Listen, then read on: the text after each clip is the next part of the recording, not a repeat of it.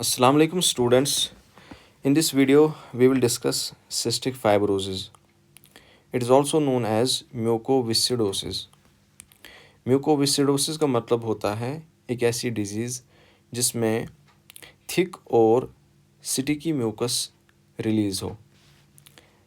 It is also called fibrocystic disease of the pancreas. इसका मतलब है कि इस डिज़ीज़ के अंदर पेनक्रियाज इन्वॉल्व हो जाता है और उसके अंदर फाइब्रोसिस्टिक चेंजेस आ जाती हैं. उसका क्या मतलब है तो उसको हम आगे देखेंगे.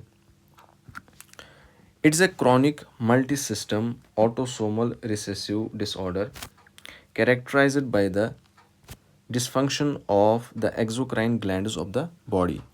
सबसे पहले ये है कि ये क्रॉनिक कंडीशन है, यानी ये बहुत देर तक के लिए रहती है और इसके अंदर मल्टी सिस्टम इन्वॉल्व होते हैं. यानी ये बस एक ही ऑर्गन या एक ही ऑर्गन सिस्टम की डिजीज़ नहीं है, बल्कि इसमें बहुत सारे सिस्टम्स इन्वॉल्व होते हैं. लाइक डाइजेस्टिव सिस्टम भी इन्वॉल्व होता है, इंटीग्यूमेटरी सिस्टम भी इन्वॉल्व होता है, रिप्रोडक्टिव सिस्टम भी इन्वॉल्व होता है, रेस्पिरेटरी सिस्टम भी इन्वॉल्व होता है. तीसरा ये है कि ये एक ऑटोसोमल रिसेसिव डिसऑर्डर है, इसको मैं आगे डिस्कस करूँगा. Characterised by the dysfunction of the exocrine glands of the body. और इसके अंदर क्या होता है कि जो बॉडी में एक्सोक्राइन ग्लैंड्स होते हैं वो डिसफंक्शन में चले जाते हैं, वो सही तरीके से काम नहीं करते हैं. एक्सोक्राइन ग्लैंड्स कौन से ग्लैंड्स होते हैं? ये वो ग्लैंड्स होते हैं जो डक्ट्स में अपनी सिक्रीशन छोड़ते हैं. यहाँ पर आप देखिए, ये कह रहा है कि exocrine glands produce abnormally thick tenacious copious mucus which block the small passages of organs.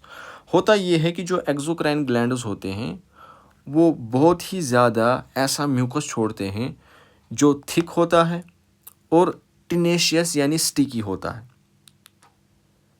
तो जब वो बॉडी ऑर्गन से निकलता है तो अपने मोटे और स्टिकी होने की वजह से वो पैसेज या नाली को बंद कर लेता है और उसकी वजह से फिर सिक्रीशंस का रास्ता बंद हो जाता है, वो आगे नहीं जा पाते.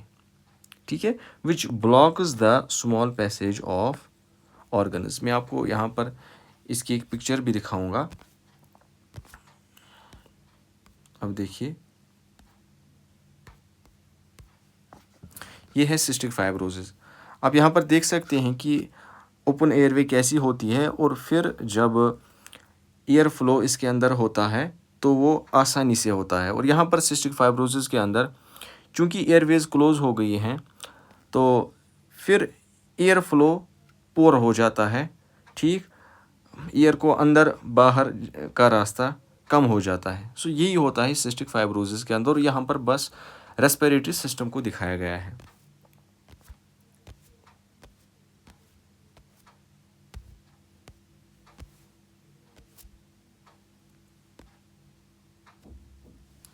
It is an autosomal recessive inherited disorder.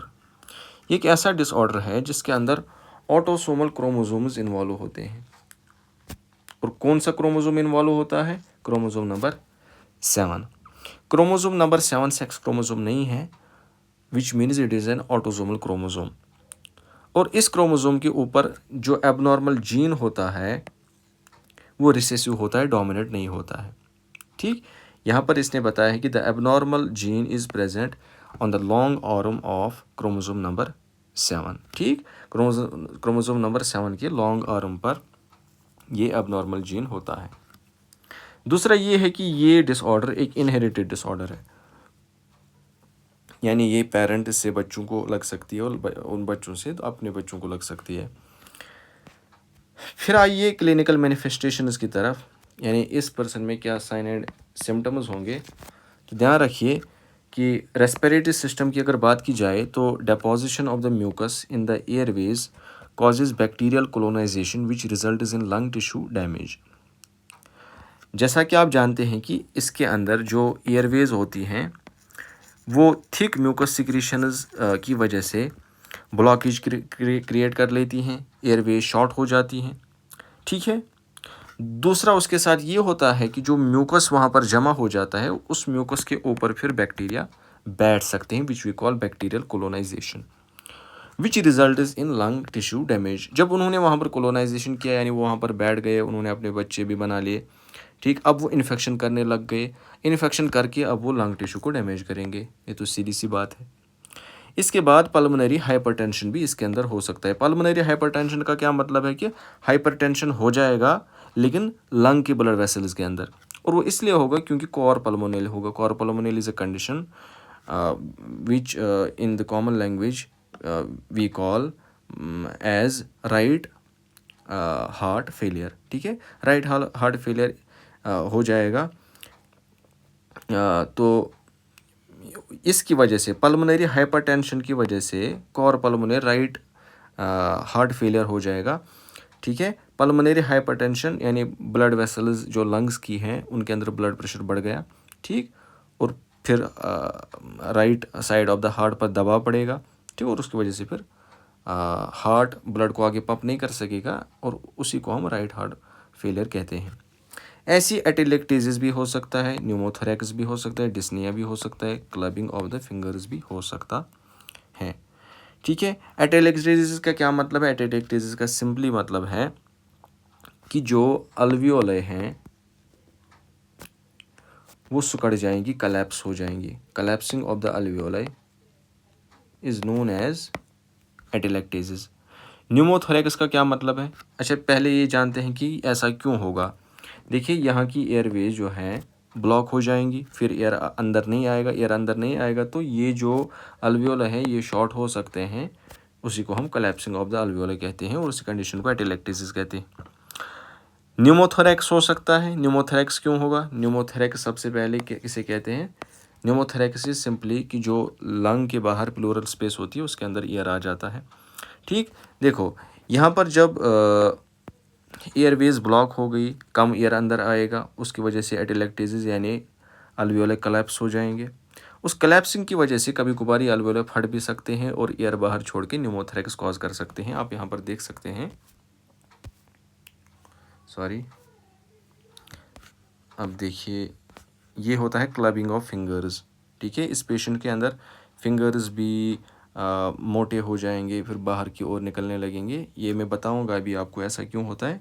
चलिए अभी बताता हूँ कि जो O2 होता है बॉडी में वो कम हो जाता है क्योंकि एयरवेज ब्लॉक हो गई, ठीक है। O2 भी कम हो गया, उसकी वजह से फिर बॉडी टिश्यूज़ खास तौर पर फिंगर टिप्स के ऊपर ज़्यादा ज़्यादा ग्रो करने लगती हैं, और उसी की वजह से क्लबिंग ऑफ द फिंगर्स हो जाता है, ठीक।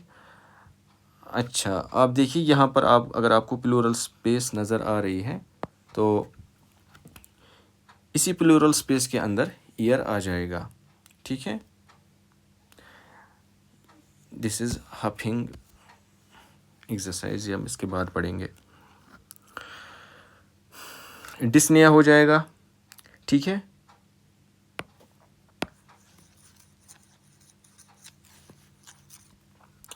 डिस्निया क्यों होगा? क्योंकि एयरवेज कंस्ट्रिक्ट हो रही हैं, क्लबिंग ऑफ द फिंगर्स मैंने आपको बताया। अच्छा, इसके बाद ये बता रहा है कि बैरल चेस्ट भी होगा। आप देखिए, बैरल चेस्ट हम किसे कहते हैं? बैरल चेस्ट का मतलब होता है कि चेस्ट डोल जैसा बन जाता है, ठीक है, एम्फाइसीमा की वजह से। ये एम्फाइसीमा का मेन क्लिनिकल सिम्टम है, सॉरी साइन है। Distension of alveoli due to trapping of year.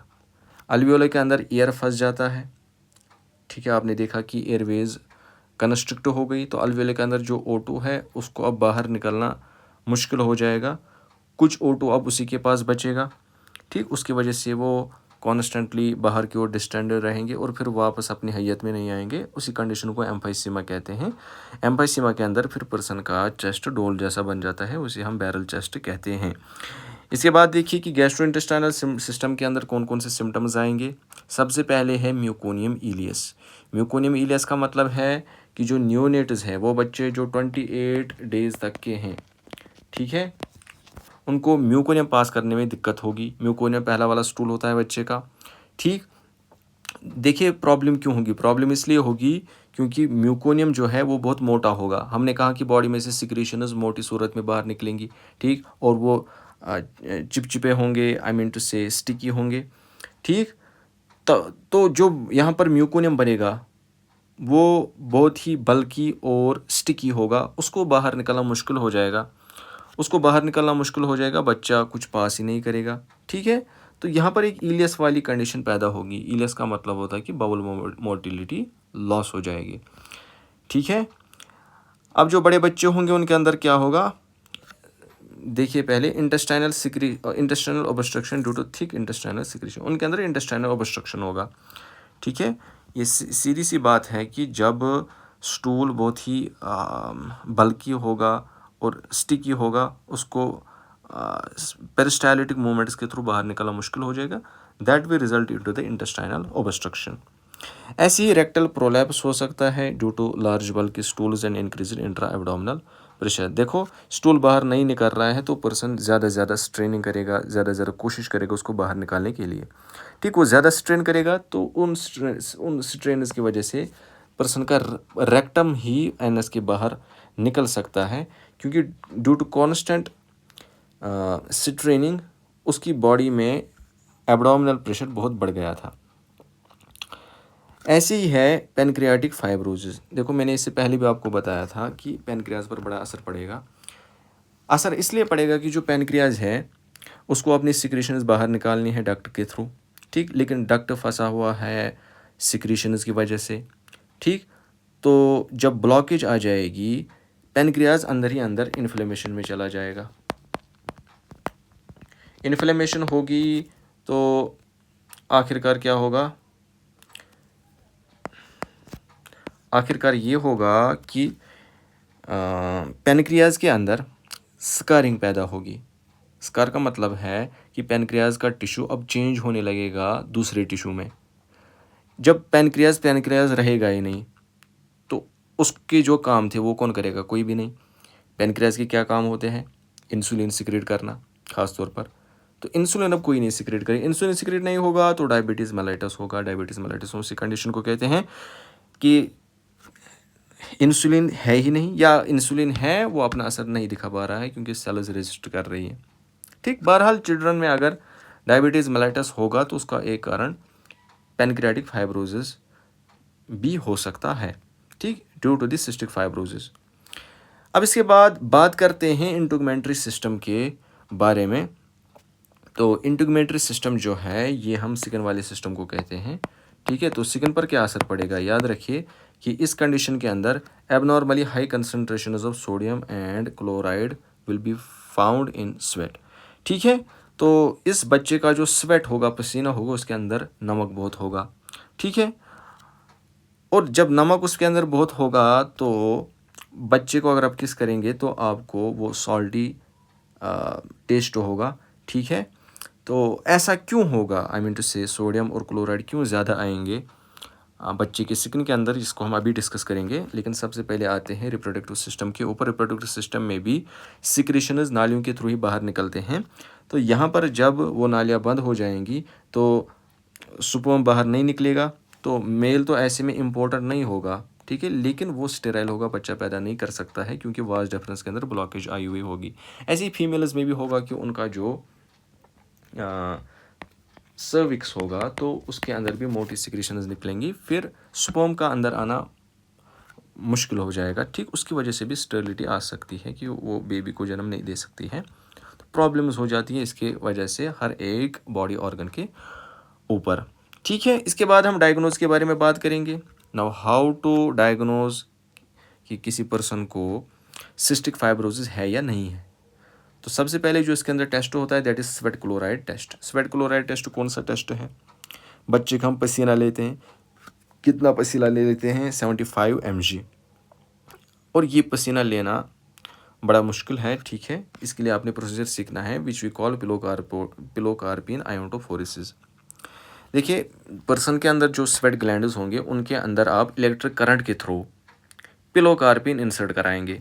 अब पिलोकार्पिन एक दवाई है, ठीक है, ये पैरासिम्पैथेटिक नर्वस सिस्टम को स्टिमुलेट करती है और इसकी वजह से ज़्यादा से ज़्यादा पसीना आएगा। इसके और भी बहुत सारे काम होते हैं, वो काम जो पैरासिम्पैथेटिक नर्वस सिस्टम को करने होते हैं। लेकिन ध्यान दीजिए आयोनटोफोरेसिस का मतलब है हम इलेक्ट्रिक करंट को यूज़ करेंगे और फिर स्वेट ग्लैंड्स के अंदर पिलोकार्पिन इंसर्ट करेंगे, उसकी वजह से ज़्यादा से ज़्यादा पसीना आएगा, ज़्यादा से ज़्यादा पसीना आएगा, हमको पसीना हासिल होगा, फिर हम टेस्ट कर सकते हैं। हम ये टेस्ट करेंगे a chloride concentration greater than 60 mEq per litre in the sweat is considered a positive test. अगर आपने देखा कि पसीने के अंदर 60 मिली इक्विवेलेंट्स पर लीटर से ज़्यादा क्लोराइड है तो ये पॉजिटिव टेस्ट है, इस पर्सन को सिस्टिक फाइब्रोसिस है। लेकिन अगर आपने देखा कि क्लोराइड कंसनट्रेशन बस 40 to 60 मिली इक्विवेलेंट्स पर लीटर है, तो हम विद गारंटी नहीं कह सकते इसकी सिस्टिक फाइब्रोसिस है, लेकिन ये सजेस्ट है सिस्टिक फाइब्रोसिस का। There are much chances of this person having cystic fibrosis, it is suggest of cystic fibrosis. पर कड़ी नज़र रखनी है, इसको और भी टेस्ट्स कराने के लिए बोलना है, या यही टेस्ट्स बार बार इसको रिपीट करने होंगे ताकि कभी ज़्यादा आ जाए और इसका ये सिस्टिक फाइब्रोसिस मालूम हो जाए। लेकिन अगर ये 40 मिलीक्वांट्स पर लीटर से कम होगा यानी स्वेट के अंदर क्लोराइड, ठीक है, तो ये फिर सिस्टिक फाइब्रोसिस से मुतासिर नहीं है, ये एक नॉर्मल पर्सन है, ठीक है, इसको कोई और प्रॉब्लम होगी।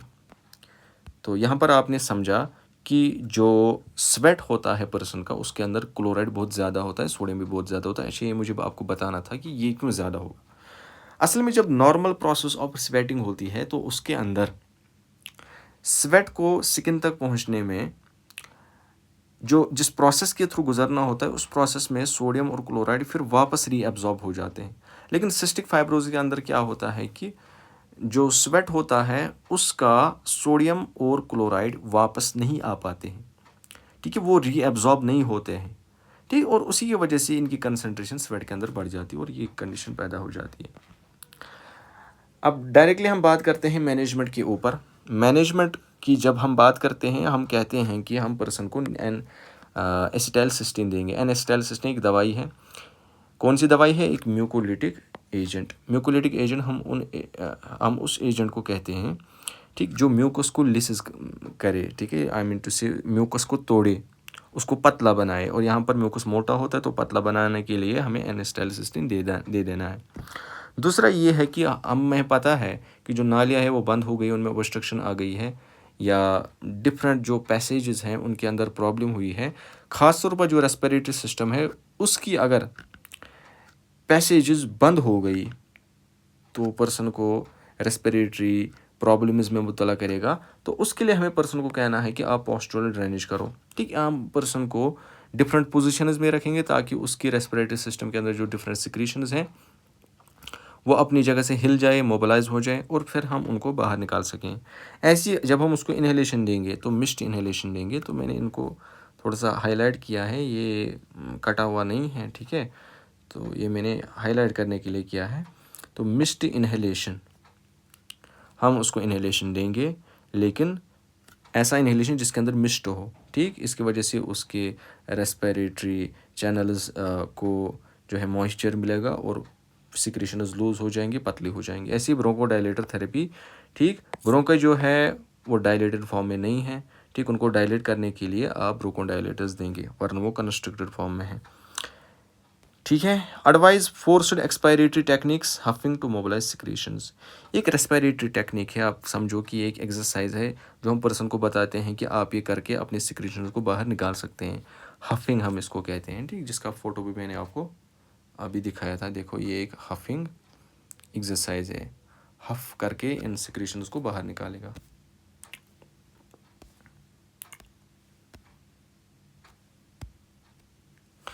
Provide a high calorie, high protein diet with multivitamin supplementation, vitamin A, D, E and K। इसको हाई कैलोरी डाइट देना है, हाई प्रोटीन डाइट देना है और मल्टीविटामिन सप्लीमेंट्स भी देने हैं, खासतौर पर vitamin A, D, E and K। वजह इसकी ये है कि ये बच्चा कमज़ोर हो जाता है, ठीक, इसको ताकत की बहुत ज़रूरत होती है, इसके विटामिन कम हो सकते हैं, ठीक, इसका हर कोई बॉडी ऑर्गन इन्वॉल्व हुआ है तो इनमें बहुत सारी प्रॉब्लम्स होती हैं। तो इसका वैसा भी कोई जो है हतमी इलाज आज की दुनिया में है ही नहीं। इसमें हम बस यही सिम्टोमेटिक मैनेजमेंट देते हैं। अल्लाह करे कि इसका कोई इलाज निकल आए, ठीक, और आप भी इस बारे में थोड़ी सी तहकीक करें कि इसको कैसे ठीक किया जा सकता है। तो ये हमारा जो है हमें ये हमारी फ़िक्र होनी चाहिए, ठीक। Administer pancreatic enzymes with in 30 minutes of eating. अच्छा, पैनक्रियाज इन्वॉल्व है, ठीक, तो उसकी सिक्रीशंस भी नहीं आएंगी, उसकी सिक्रीशंस नहीं आएंगी तो डाइजेशन कैसे होगी, ठीक है, क़यामत तक नहीं होगी, ठीक, बड़ी प्रॉब्लम हो जाएगी। तो आपने क्या करना है, आपने बच्चे को खाना देना है, खाने के 30 मिनट्स बाद, सॉरी 30 मिनट्स के अंदर अंदर, ठीक है, आपने पैनक्रियाटिक एंजाइम्स है उसके बाद जो है आप पैनक्रियाटिक एंजाइम्स देंगे तो वो उतने बेनिफिशियल नहीं रहेंगे, क्योंकि खाने को जब उसकी ज़रूरत है तभी वो मिलने चाहिए, ठीक है, डाइजेशन जब भी होनी चाहिए जब उसको पैनक्रियाटिक एंजाइम्स मिलेंगे, ठीक है। तो पैनक्रियाटिक एंजाइम्स आप देंगे with in 30 minutes of eating. I hope आपको ये टॉपिक समझ आया होगा, आप इसको अच्छी तरह से पढ़िएगा। Thank you so much.